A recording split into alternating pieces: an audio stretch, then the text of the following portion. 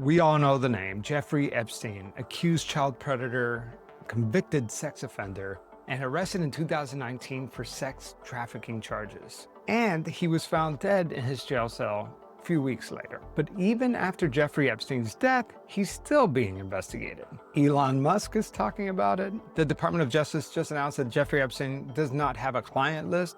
But what if we could use anonymous mobile advertising IDs to track who came in and out of the island? And Wired magazine did just that. They uncovered 200 mobile devices that visited Jeffrey Epstein's private island in the US Virgin Islands. That's right, down to the minute and down to the very dock. And there were no secret wiretap investigations, no warrant, no subpoenas. This data came from ad tech, from people's very own cell phones. Yes, the same anonymous advertising technology that gives you that targeted ad for that Chipotle bowl right before lunch was used to track possible Epstein clients.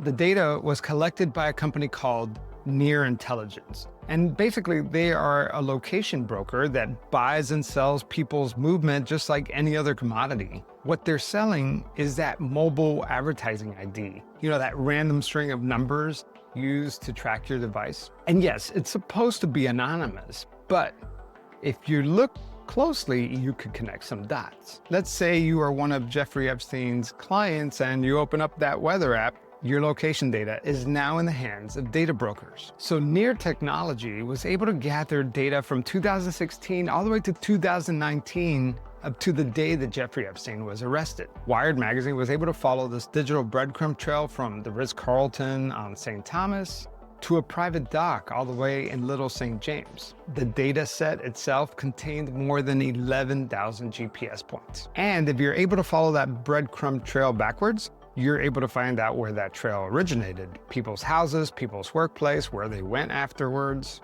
That digital trail led to 166 locations across the US. We're talking about luxury homes in Martha's Vineyard, penthouses in Manhattan, and gated communities in Palm Beach and in Naples, lower income neighborhoods in Palm Beach, possibly where some of Jeffrey Epstein's victims lived. And again, this technology is perfectly legal because marketers are not using this data to track criminals. They're using it to sell you stuff. By the way, the company, Near, that collected all this data, is now called Azeria. And a spokesperson told Wire magazine that that data was collected by somebody outside of the company, not an employee. So you're thinking, wow, this is great, right? This technology could bust, potential bad guys. But what happens when this technology is used to hunt innocent people?